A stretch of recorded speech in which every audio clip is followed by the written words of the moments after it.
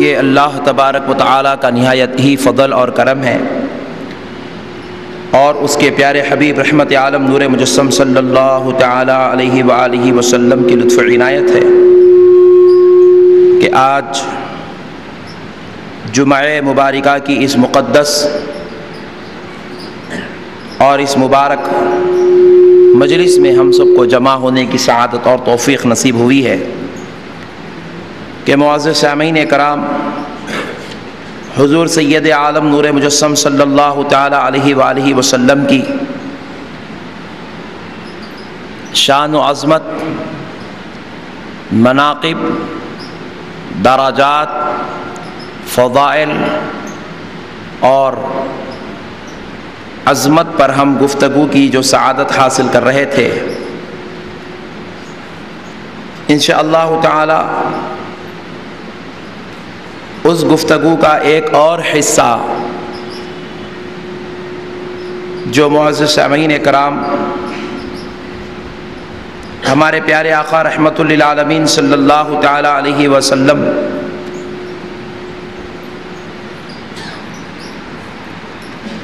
کی شان و عظمت میں اگر کوئی شخص بے ادبی اور گستاخی کرتا ہے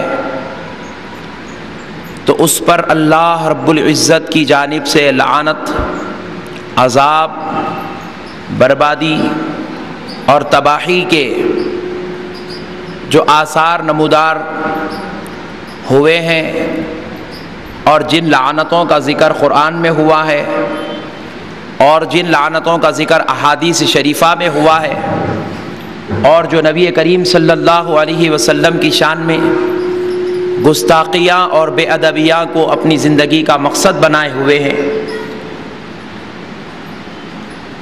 وہ حضرات پر اللہ کس قدر غضبناک ہے، آج ہم اس موضوع پر روشنی ڈالنے کی سعادت حاصل کریں گے۔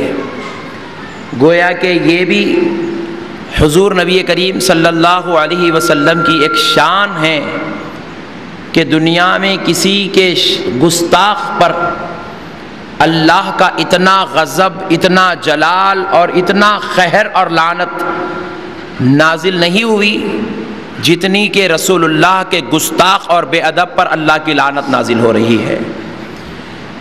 کیونکہ معزز سامعین اکرام، جو شخص جتنے بڑے بلند و بالا مرتبے کا مالک ہوتا ہے، اس کے گستاخ اور بے ادب پر اتنی ہی بڑی لعنت آتی ہے۔ اگرچہ کہ ماں باپ کے بے ادب پر بھی اللہ کی لعنت ہے، اگرچہ کہ اساتذہ کی ارشاد بھی بے ادبی کرنے والے پر اللہ تبارک و تعالیٰ کا غضب ہے، اگرچہ کہ مساجد کی بے حرمتی کرنے والوں کے ساتھ بھی اللہ تبارک و تعالیٰ کی ناراضگیاں ہیں، لیکن جیسی غضب اور لعنت گستاخ رسول پر ہے، ویسا غضب اور اللہ کی لعنت شاید ہی اس کائنات کے کسی بے ادب پر نہیں ہوگی۔ آپ اندازہ قرآن پاک کی اس آیت مبارکہ سے کر سکتے ہیں کہ معزز سامعین اکرام، میں نے تو برکتاً پہلے پارے کی آیت مبارکہ کو تلاوت کا شرف بنایا، تلاوت کا شرف حاصل کیا، لیکن ہم قرآن شریف میں غور کریں تو پتہ چلے کہ اللہ تبارک و تعالیٰ نے قرآن کی 114 سورتوں میں ایک سورت کافر کے نام سے نازل فرمائی ہے،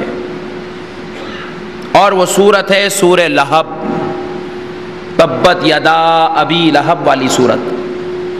آپ اندازہ کیجئے پوری قرآن میں کہیں پر بھی کسی بھی کافر کا نام کا ذکر نہیں کیا گیا، صرف ایک ہی مقام ہے پوری قرآن کے اندر جہاں پر کافر کا ذکر ہوا، اور وہ کافر ہے ابو لہب۔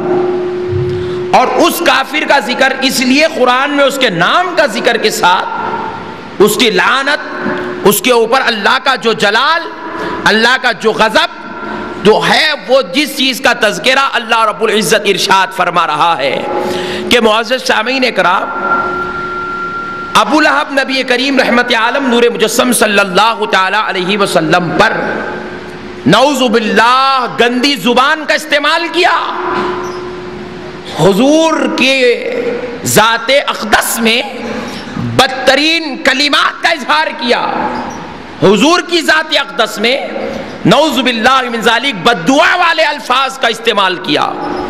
اللہ رب العزت کو اتنا جلال آیا کہ پروردگار عالم نے اپنے حبیب پاک صلی اللہ تعالی علیہ وآلہ وسلم کی شان کریمہ میں نکلنے والے ان گندے الفاظ کا دو ٹوک جواب دیتے ہوئے کہا تبت یدا ابی لہب۔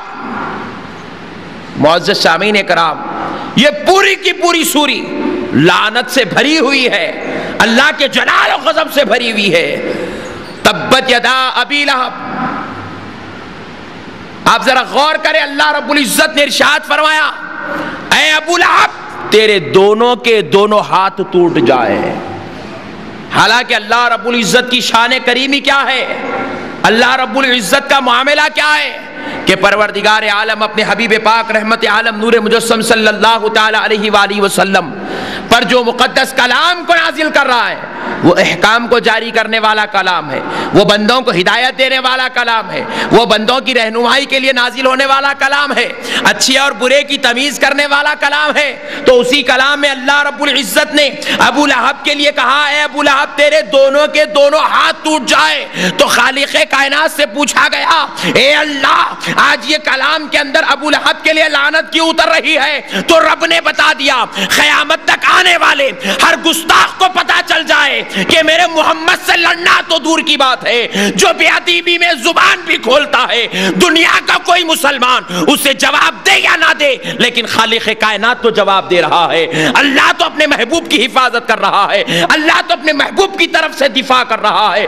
گستاخ رسول کا انجام، گستاخ رسول پر اللہ تبارک و تعالی خود اپنی بارگاہ بے کس پناہی سے مقابلے کے لیے اتر کر آ رہا ہے۔ اللہ اکبر کبیرہ، ذرا غور کیجئے، ایسا بدترین کافر ہے کہ جس کا نام لے کر اللہ رب العزت نے قرآن مجید کے اندر لعنت کا اظہار فرمایا ہے۔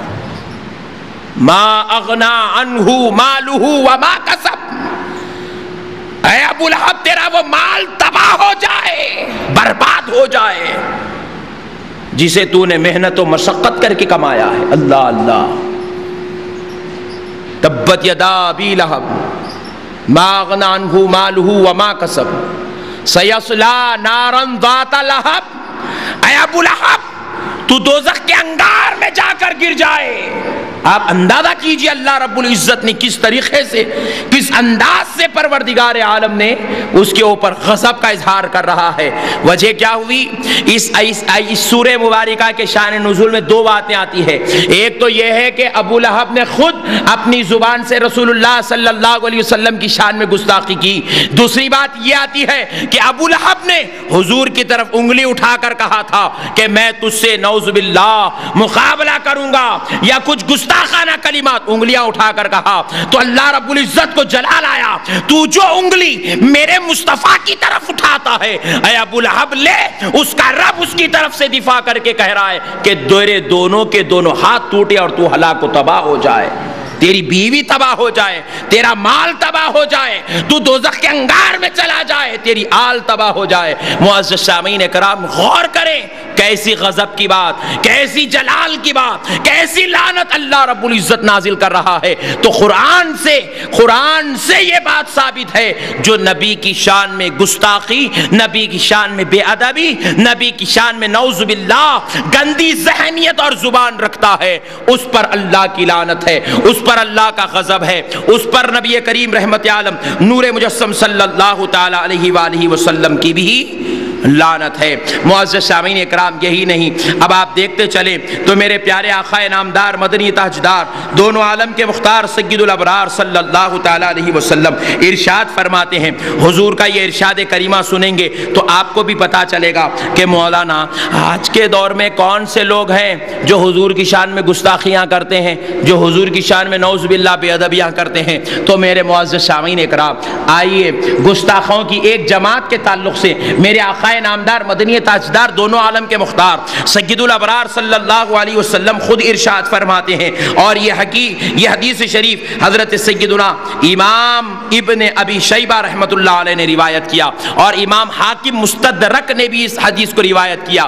دیکھیے آقا علیہ السلام خود ارشاد فرماتے ہیں وہ جماعت کہاں ہوگی، وہ جماعت کی پہچان کیا ہوگی جو رسول اللہ صلی اللہ علیہ وسلم کی شان میں گستاخیاں کرنے نکلے گی۔ تو میرے پیارے دوستو، حضرت عبداللہ ابن عمر رضی اللہ تعالیٰ عنہ سے روایت ہے، قال آقا علیہ الصلوۃ والسلام نے ارشاد فرمایا یأتی علی الناس زمان یجتمعون ویصلون فی المساجد ولیس فیہم مؤمن۔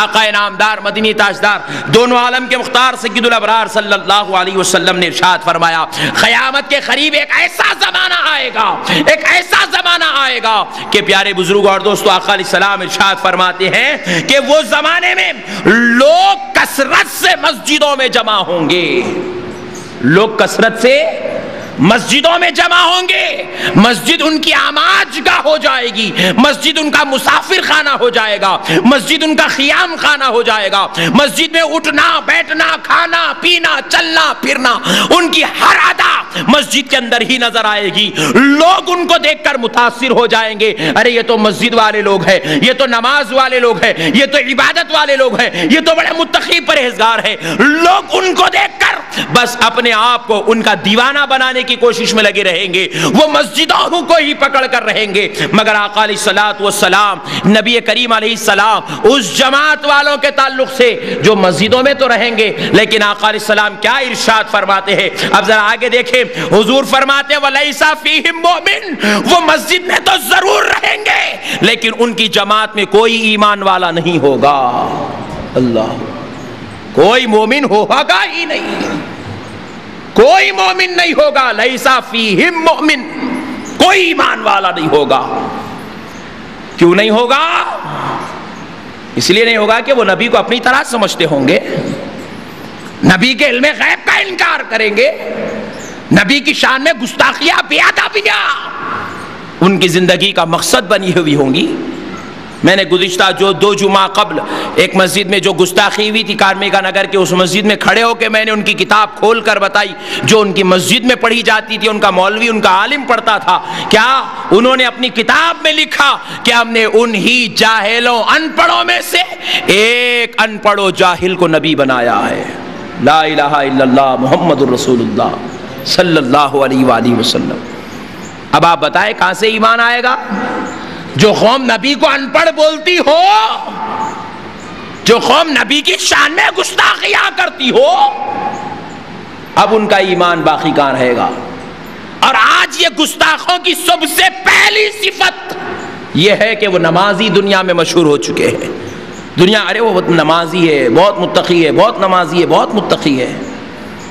میرے پیارے بزرگ اور دوستو، آقا علیہ الصلوۃ والسلام 1400 سال پہلے یہ بات بتا چکے ہیں، کیونکہ حضور کی نظر کرم، یہ حضور کا علم غیب تھا، حضور دیکھ رہے تھے قیامت کے قریب ایک جماعت بنے گی جن کا اٹھنا بیٹھنا کھانا پینا اڑنا بچھونا مسجد بن جائے گا، لیکن وہ مسجد میں رہنے کے باوجود بھی ایمان ان کے پاس نہیں ہوگا، وہ مومن نہیں ہوں گے، کیونکہ وہ نبی کی شان میں گستاخیاں کرنے والے جو ہوں گے۔ حالانکہ آپ غور کریں، صحابہ اکرام بھی مساجد ہی کو اپنا مسکن بنائے ہوئے تھے، ان کی عبادتیں، ان کی ریاضتیں، ان کے تقوی، ان کی طہارت، ان کی پاکیزگی، ان کی شان و عظمت، ان کی مساجد ہی ان کی پہچان تھی۔ جتنے اولیاء اللہ ہیں آپ دیکھتے چلیں، ان کی بارگاہوں میں بھی مقدس مساجد بنی ہوئی ہے۔ ایک اللہ کا ولی بھی ایسا نہیں ملے گا جس کی بارگاہ تو ہو لیکن بازو میں مسجد نہ ہو۔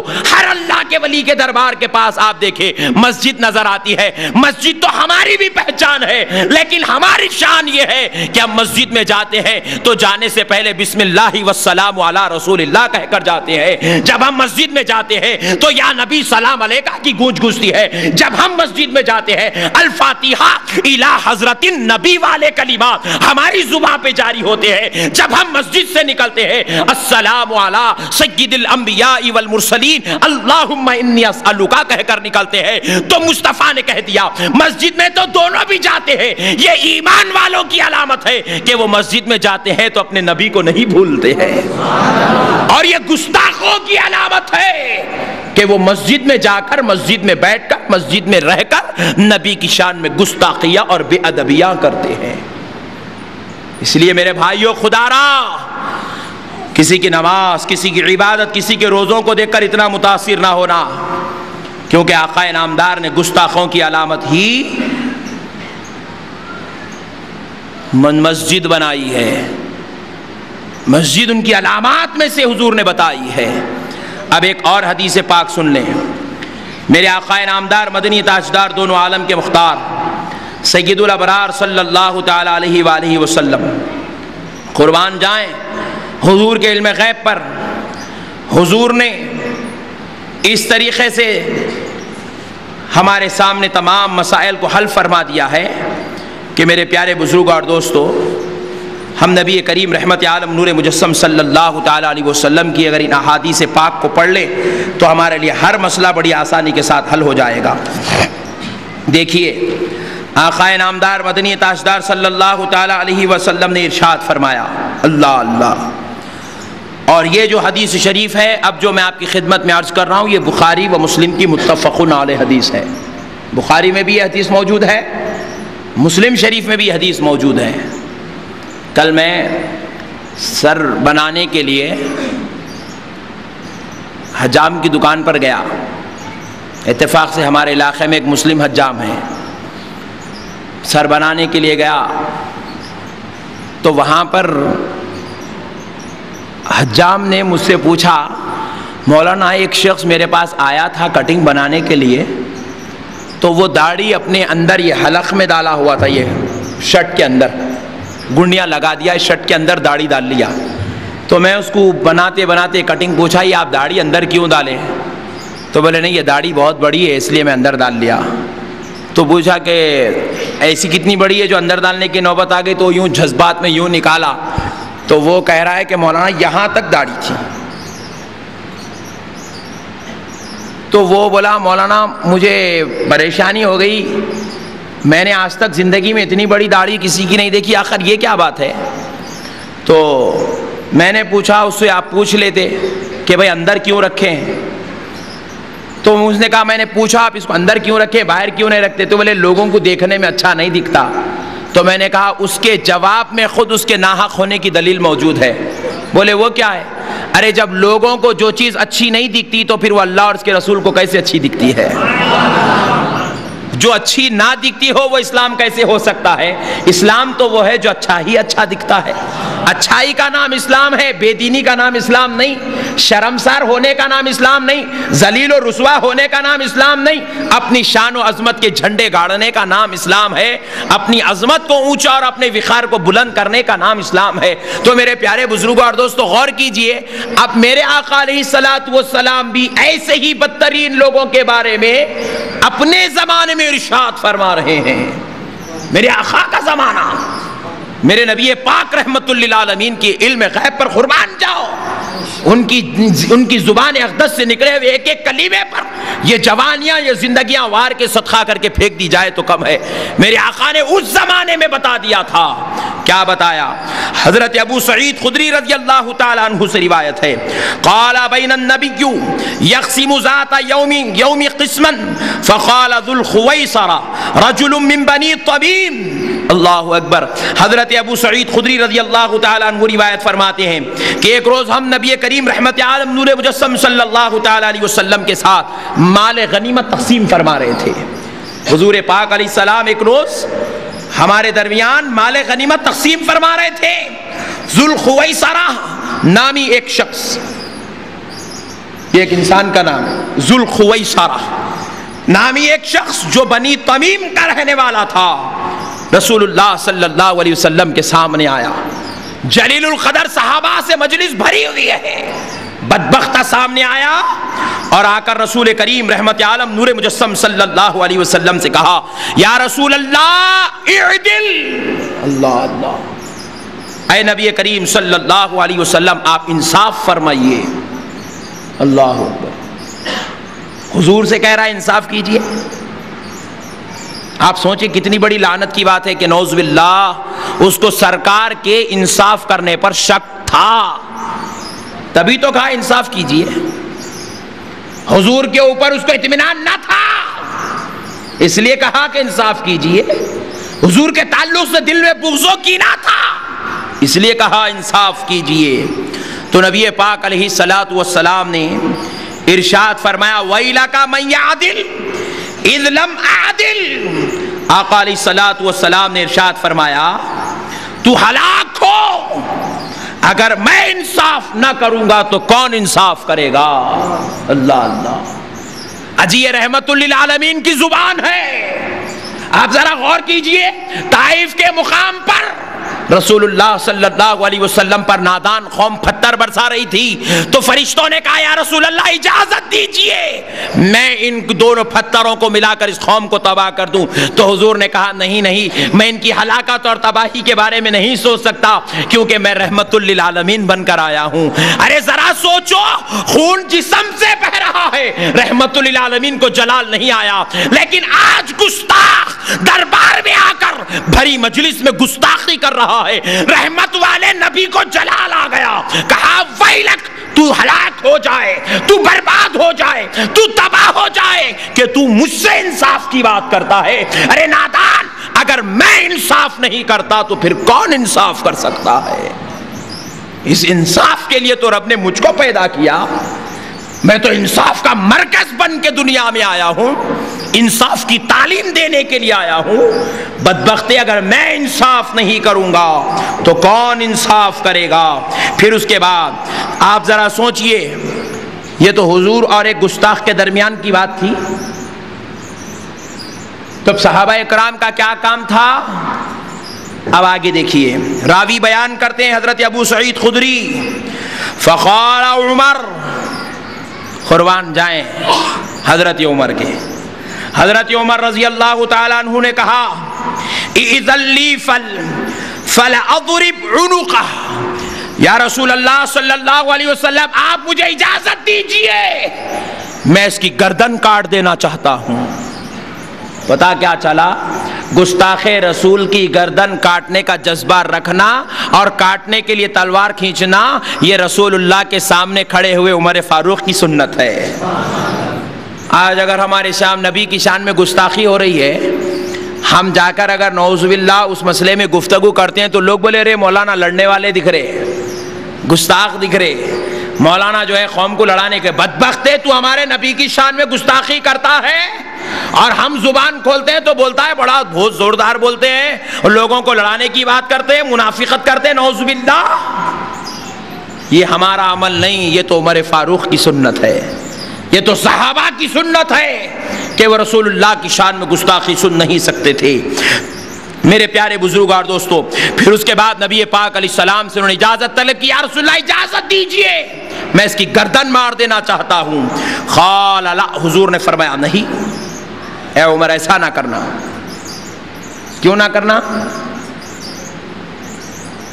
آگے بتاتا ہوں حضرت عمر کو حضور نے کیوں روکا، آگے آئیے۔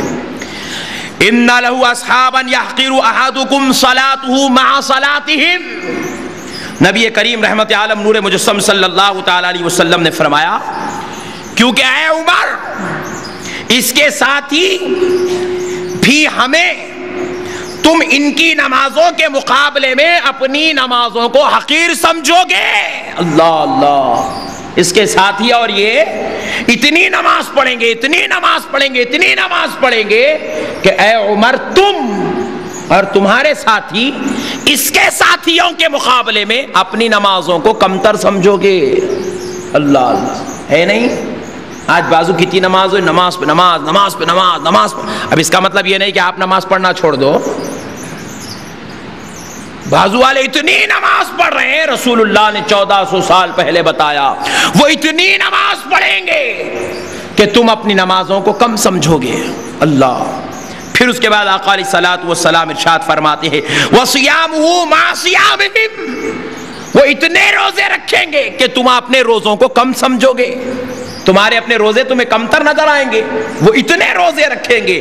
پھر اس کے بعد آقا علیہ السلام ارشاد فرماتے ہیں یمرقون من الدین کا یمرقون السہم من الرمیہ، پھر اس کے بعد آقا علیہ السلام نے فرمایا سنو اے عمر، اتنی نمازیں، اتنے روزے، اتنا تقویٰ، اتنی طہارت، اتنی پاکیزگی کے باوجود بھی ان کے اندر سے اسلام اور دین ایسے نکل جائے گا جیسے کمان سے تیر نکل کر چلے جاتی ہے۔ ان کے پاس ایمان نہیں ہوگا، ایمان آنن فانن کے اندر سے ختم ہو جائے گا، ایمان ان کے پاس رہے گا ہی نہیں۔ کیوں؟ کیونکہ یہ گستاخ والی جماعت ہے۔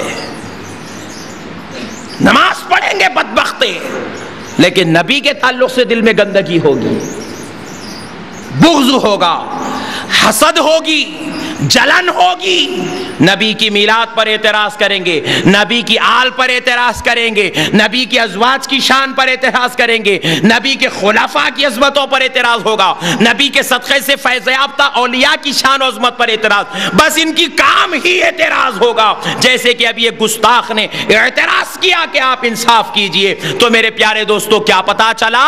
جو قوم اعتراض کرتی ہے وہ قوم اللہ کی لعنت کا شکار ہو جاتی ہے۔ نماز وہ پڑھیں گے، حضور کہہ رہے ہیں، روزے وہ رکھیں گے، لیکن ان کے پاس ایمان نہیں ہوگا۔ ایمان ان کے اندر سے ایسے نکل جائے گا جیسے تیر کمان سے نکل جاتا ہے۔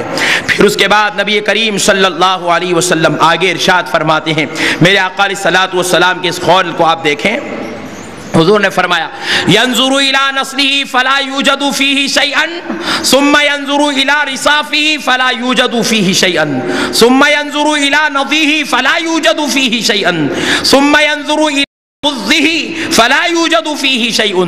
قربان جائیں میرے آقا نامدار مدنی تاجدار دونوں عالم کے مختار نبی کریم رحمت عالم نور مجسم صلی اللہ تعالی علیہ وسلم نے ارشاد فرمایا، اس کے پٹھے بھی کچھ نظر نہیں، کچھ نظر آتا ہے، اس کی لکڑی پر بھی کچھ نظر نہیں آتا، نہ اس کے پروں پر کچھ نظر آتا ہے، وہ گوبر اور خون کو بھی چھوڑ کر نکل جاتا ہے۔ یعنی کہ جب وہ لوگ زندگی گزاریں گے تو تم دیکھیں گے ان کی پیشانیوں پر ایک برائی نام کی چیز لکھی بھی نہیں رہیں گی، وہ ایک دم ان کو جو دیکھیں گا بولیں گا واقعی یہی سب سے بڑے متقی ہیں، یہی سب سے بڑے پرہیزگار ہیں، یہ کتنا اچھا آدمی ہے، یہ کتنا پیارا انسان ہے۔ اور حضور فرما رہے ہیں گوبر اور خون کے بیچ میں سے جب وہ چلیں گے تو ایسا چلیں گے نہ ان کے پیر کو گوبر لگے گا نہ ان کی ہاتھ کی لکڑی کو خون لگے گا۔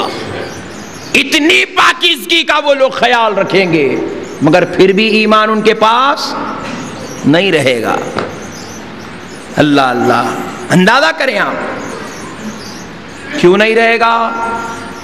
نماز، تقوی، عبادت، ریاضت، طہارت سب کچھ ان کے پاس ہوگی، صرف مدینے والے نبی کی شان و عظمت، محبت، عشق، پیار، الفت ان کے دل میں نہیں ہوگا۔ اور یہ جس دل میں سے نکل جاتا ہے وہ دل والا کعبے میں کیوں نہ پیدا ہو، وہ دوزخ کا امام بن کر زندگی گزارتا ہے۔ نبی کی محبت اصل ہے، نبی کا پیار اصل ہے۔ میں جو حدیث پاک آپ کو سنا رہا ہوں یہ بخاری و مسلم کی حدیث ہے، متفق علیہ۔ اندازہ کیجئے آپ کیا حضور بتا رہے ہیں ان کے بارے میں، راستے میں گوبر اور خون پڑا ہو تو وہ اتنا دھبا بھی برائی کا اپنے اوپر لگنا پسند نہیں کریں گے۔